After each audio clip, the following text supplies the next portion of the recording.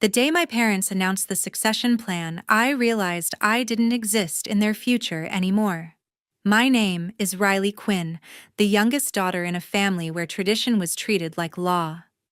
My father built his own law firm from the ground up. My mother managed the household like an extension of that office, and my sister followed his path so perfectly it almost felt rehearsed. That afternoon, we sat in the conference room of the firm. My father called it a family succession meeting. The table was lined with documents already stamped and signed. Every property, every share, every account had been transferred entirely to my sister. My name was nowhere.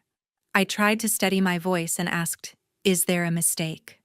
My father's eyes stayed fixed on the papers as he said calmly, "You get nothing." There was no explanation, no hesitation, only those words filling the room. My mother looked down silent. My sister didn't even flinch. The decision had already been made long before I walked in. The quiet that followed wasn't peace. It was the sound of a door closing for good.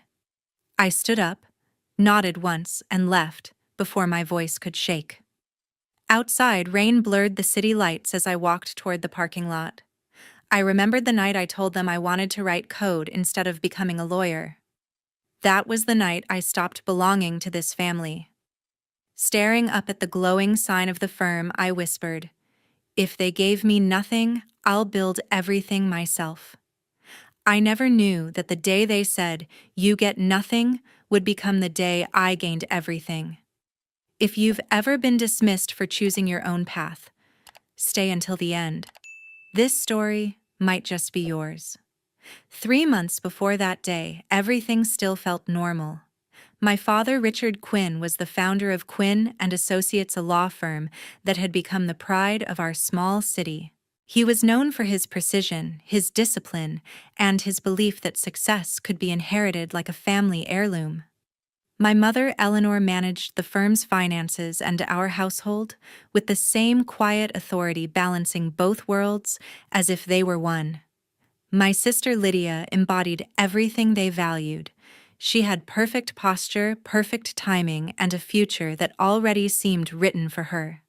She dressed like my mother and spoke like my father, and at every dinner the conversation would find its way back to her latest achievements. The pride in their voices felt like applause.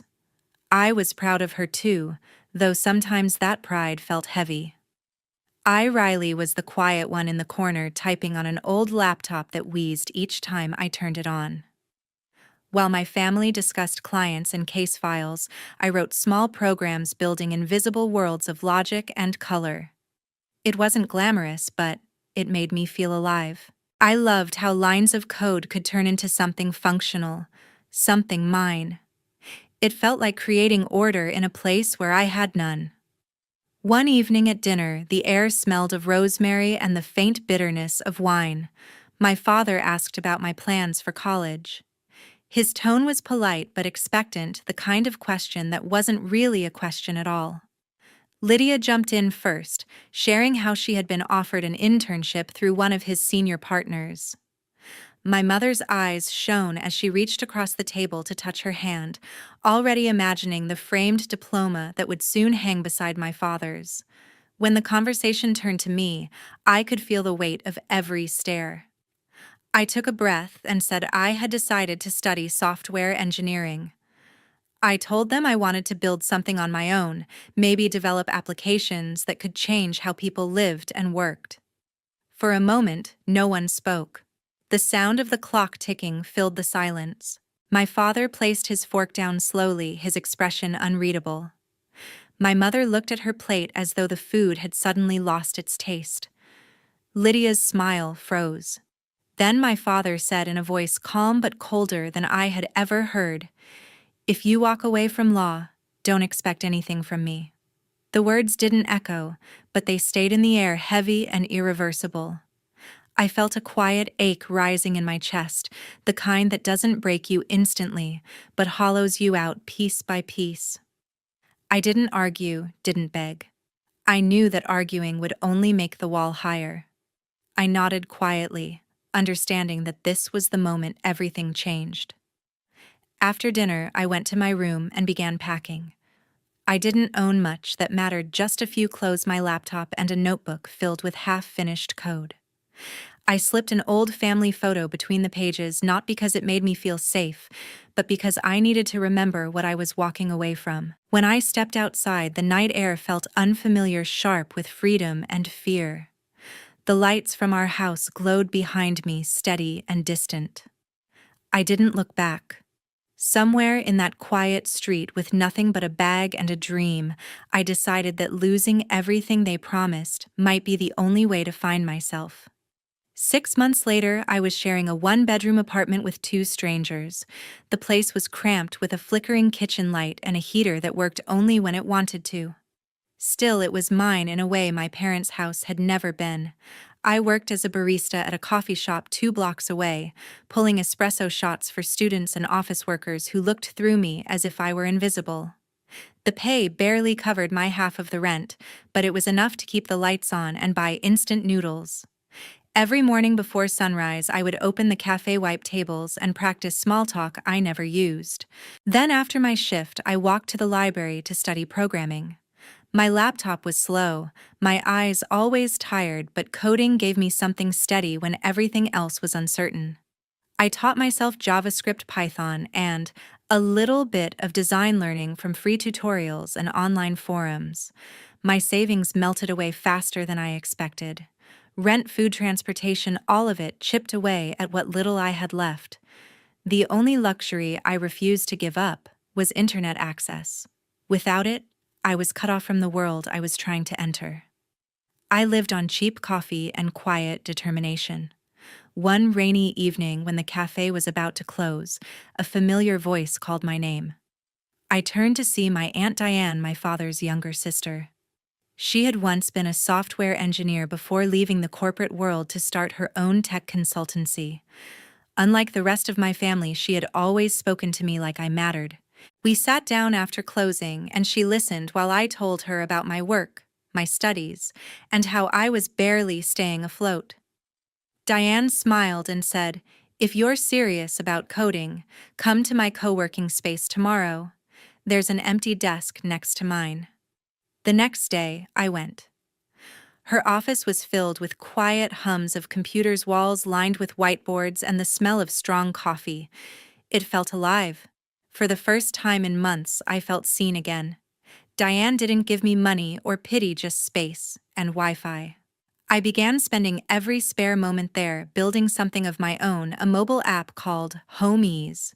It was simple, an app that connected homeowners with local repair freelancers. I wanted it to make everyday problems easier, like finding someone to fix a leaking pipe without endless calls. The idea came from my own struggles living in that apartment where everything broke. Weeks passed, and my routine became a rhythm: work, code, sleep, repeat. Each night, I watched the app take shape on my screen, like watching a fragile dream grow muscle. When it finally worked, I submitted Homies to a startup competition in Boulder. I didn't expect much. It felt like sending a message in a bottle into the ocean.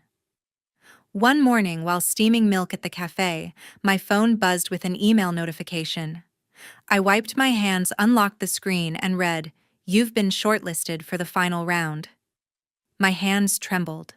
For a moment, I couldn't breathe. I reread the message 3 times, afraid it might vanish. I looked around the cafe at the noisy customers, the espresso machine, hissing like a small engine, and felt something I hadn't in a long time: hope.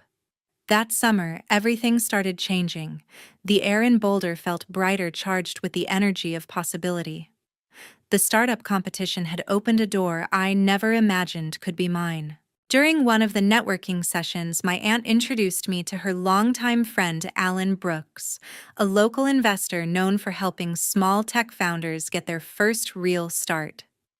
Alan was in his early 50s with a patient smile and the kind of confidence that came from decades of watching ideas rise and collapse.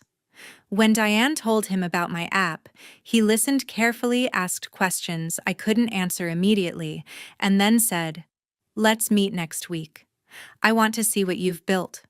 That single meeting changed the rhythm of my life. Alan sat beside me as I presented Homies on my old laptop, the interface still rough but functional. He didn't seem to notice the flaws. Instead, he looked at the code and said, "There's something honest about this. You built it to solve a real problem."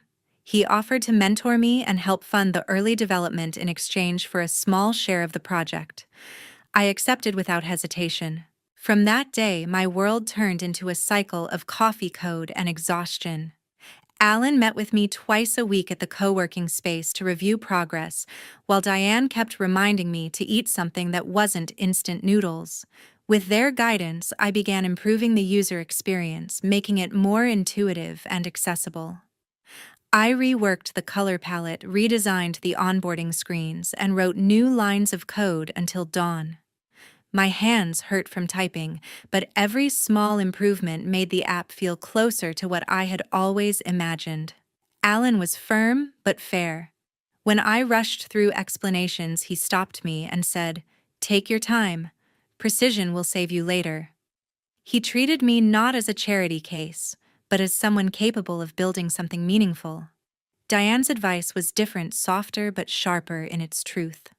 One evening, when I complained about how long it was taking, she looked up from her laptop and said, "Build it with purpose, not revenge."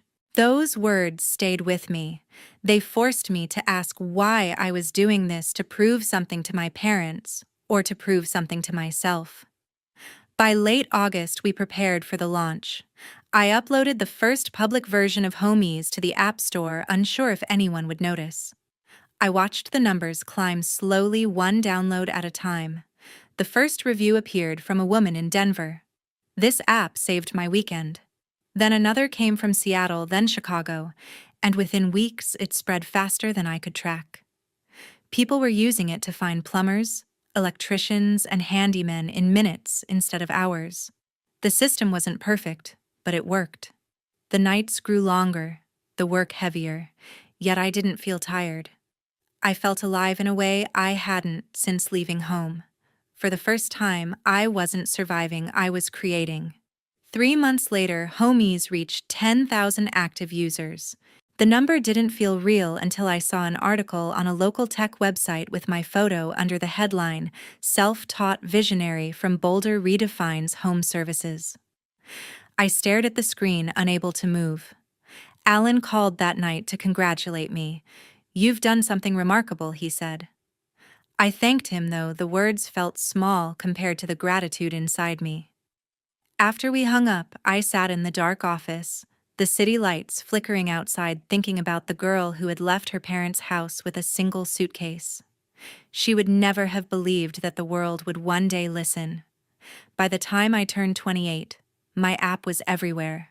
Homies had grown from a quiet experiment into a full-scale company with an office overlooking downtown Boulder.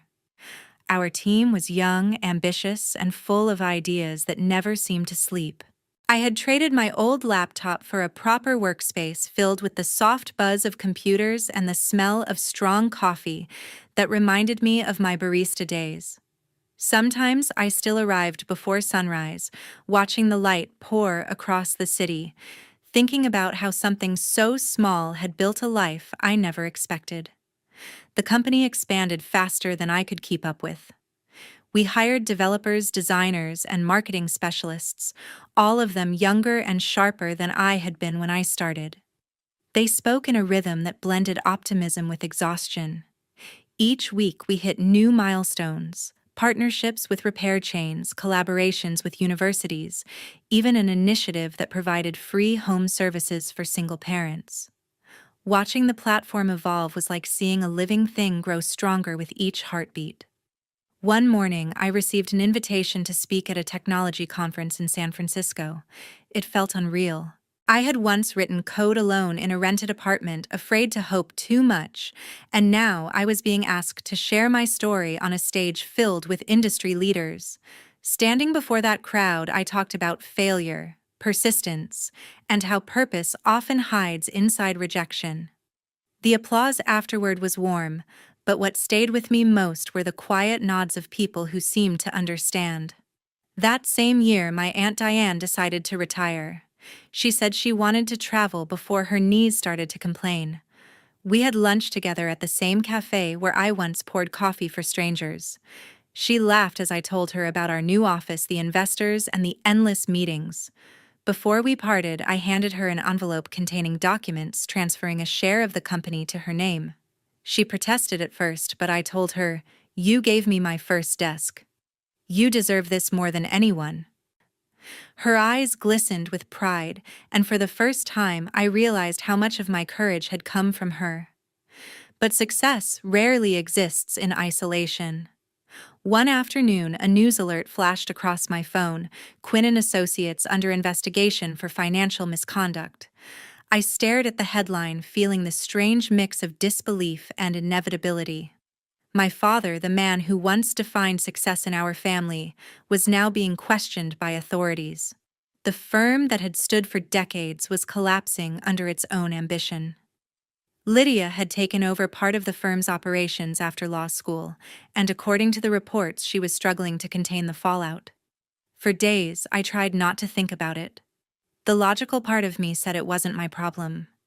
Yet at night, I caught myself wondering how it must feel for them, the silence around the dinner table, the sharpness of regret filling the air. I thought about the way Dad used to speak with absolute certainty, and how certainty could crumble faster than trust. Then one evening, while reviewing reports in my office, my phone rang. The caller ID showed a familiar name. It was Mom. I hesitated before answering. Her voice was soft, careful, as if she were afraid I might hang up. "Riley," she said, "your father wants to talk." For a long moment, I said nothing. Outside the window, the city lights flickered like distant memories. The office was quiet, except for the faint hum of machines. I could almost hear my father's voice in the silence, the way it used to sound when he told me what I couldn't do. But this time, the power had shifted. I wasn't the child seeking approval anymore. I was someone who had built her own world from nothing. I took a deep breath and said, "Tell him I'll call tomorrow."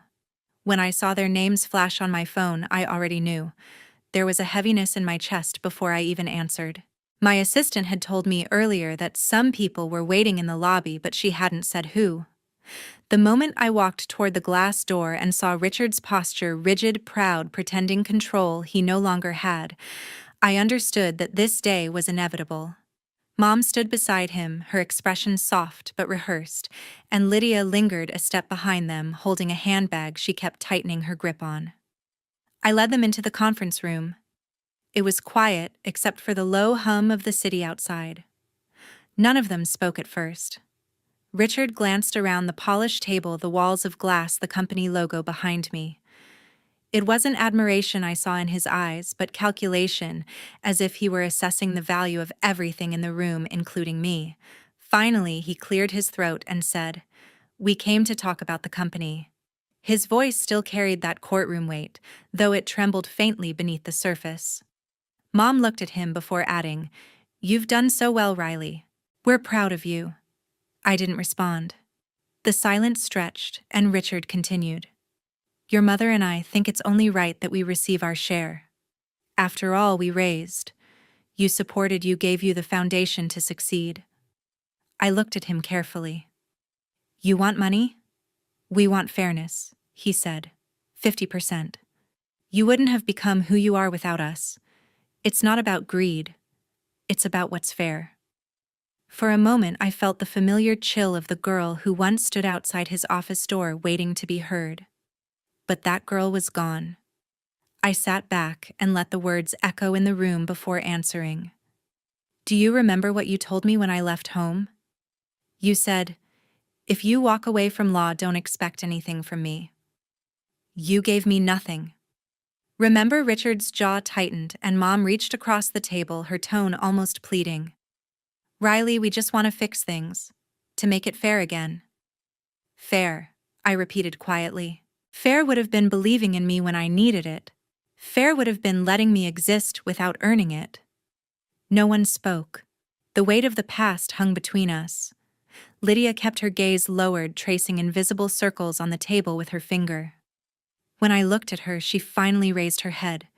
There was something raw in her eyes, envy wrapped in regret. She whispered I didn't know it would come to this. I nodded. Neither did I. But it did. Richard exhaled sharply as if the air itself betrayed him. You're ungrateful, he said. After everything we've done for you. I smiled faintly, though it wasn't out of joy. Maybe gratitude looks different when you build yourself from nothing. He pushed back his chair, the sound scraping against the floor like an old argument resurfacing. Mom stood beside him, eyes glistening. Lydia hesitated, then followed. None of them said goodbye. They walked out of the conference room, their reflections fading across the glass walls as the door closed. For a long time I stood there alone. The skyline shimmered beyond the window, a mosaic of gold and blue lights scattered across the horizon. Their voices still lingered faintly in the air, tangled with the sound of traffic below. I thought of everything they had taken from me and everything they could no longer touch. I didn't feel anger anymore, only distance. The kind that comes not from hatred but from clarity. They had built walls out of expectations, and I had built a life beyond them. 2 days later, they came back, this time with a lawyer. The security at the front desk called before sending them up, their voices low and uncertain. I told them to let them in. When the elevator doors opened, Richard stepped out first, wearing the same suit he had probably kept for moments of control. Mom followed, her face pale under the office lights, and Lydia stood slightly behind, looking more like a shadow than a person. Beside them was a man in a dark gray jacket carrying a briefcase polished to perfection. He introduced himself as their attorney, said his name quickly as if it didn't matter. He handed me an envelope, heavy and deliberate, its edges sealed with formality. They're filing a claim, he said, seeking financial restitution and partial ownership of Homies. I listened quietly. The words sounded rehearsed, stripped of any emotion, but every syllable hit with a strange weight. Richard looked directly at me. You could make this easier for everyone. Just agree to a settlement. It's not worth the fight. I folded the envelope without opening it. You've already made it worth the fight, I said. The lawyer cleared his throat and added something about parental contributions, moral equity, family rights. None of it mattered. They were trying to rewrite a story that had already been finished. 3 months later, the court dismissed the case entirely. The ruling was clear: no legal grounds, no entitlement, no claim. I didn't attend the hearing. My legal team sent me the verdict by email, a few lines that closed a chapter years in the making. But the real verdict had been written long before. In every moment I was told I wasn't enough. Richard sold the family house soon after to pay his debts. The once grand property on Willow Creek was stripped of its furniture, its chandeliers packed in silence. Neighbors whispered about how the Quinns had fallen, though no one ever said it to their faces. Mom disappeared from social circles, her charity friends finding new people to photograph. Lydia's name appeared in the papers months later when the state bar suspended her license. The report said she had falsified tax documents while managing a client's account. She never called me, and I never reached out. There was nothing left between us but the echo of choices. One morning, while walking past downtown, I stopped in front of an old building that had once belonged to Quinn and Associates. The plaque with the family name was still faintly visible beneath the dust. I stood there for a long time, remembering the days I used to wait in its lobby, trying to feel small enough to be accepted. Then I bought the building. Not as a trophy, but as a reclamation. Months later, after months of renovation, the space reopened as the Homies Learning Center, a training hub for young developers who couldn't afford college tuition. The walls were painted white, the air smelled of new computers and hope. During the opening ceremony, I walked onto the small stage. The crowd was quiet, expectant. I took a breath and looked at the screen behind me where our first group of students had gathered, smiling nervously at the future they were about to build. I said, "Some things you build from nothing, that's the point." The room was silent for a moment, then the applause rose soft, but certain, like the sound of closure itself. Afterward, as the lights dimmed and the guests left, I walked through the empty halls. The glass walls reflected my own face, older, steadier, no longer seeking approval. Outside, the city glowed against the night, and for the first time in years, it felt like home. A year later, I drove past the old house one last time. The gate leaned sideways, paint peeling like memory itself. The windows were dark curtains, gone ivy curling around the frame, as if the house was trying to hide its own past. For a long moment, I sat in the car watching how time had quietly erased what used to feel unchangeable. There were no voices, no music, only the whisper of wind moving through the broken porch railings. I didn't stop. Some doors no longer need to be reopened. That evening, I visited Aunt Diane. She had retired to a small cottage outside Boulder, a place filled with books, mismatched teacups, and the soft hum of an old radio. We cooked together, laughing about the chaos of early days when I was still learning how to code and burn toast at the same time. She told me she had always known I would build something that mattered, not because of spite, but because of purpose. When I got home that night, my inbox was filled with articles and messages. One headline read, "From Disinherited to Industry Leader." I stared at it for a while, thinking about how strange it felt to be summarized in a sentence. Success had stopped feeling like revenge a long time ago. It had become something quieter, steadier. A kind of peace I didn't need to explain. A few weeks later, a letter arrived from Lydia. The handwriting was careful, as if she had rewritten it many times before sending. She apologized for everything said. She finally understood what I had gone through. I read it once and folded it neatly back into the envelope. Some apologies are meant to be accepted in silence. That night, I opened my laptop to check the last update on the new Homies feature. The screen glowed faintly in the dark room. As the final line of code compiled, the words appeared at the top of the screen, "Built from nothing." I smiled, closed the laptop, and let the light fade into stillness. No one can take away your true worth unless you give them that power. Recognition comes when you stop chasing it from others and start creating it yourself.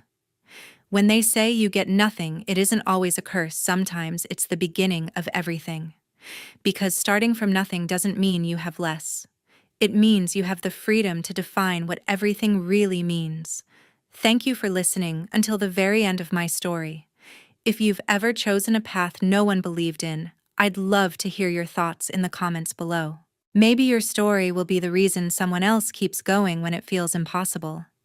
Because sometimes all it takes is one story to remind us why we started believing in ourselves.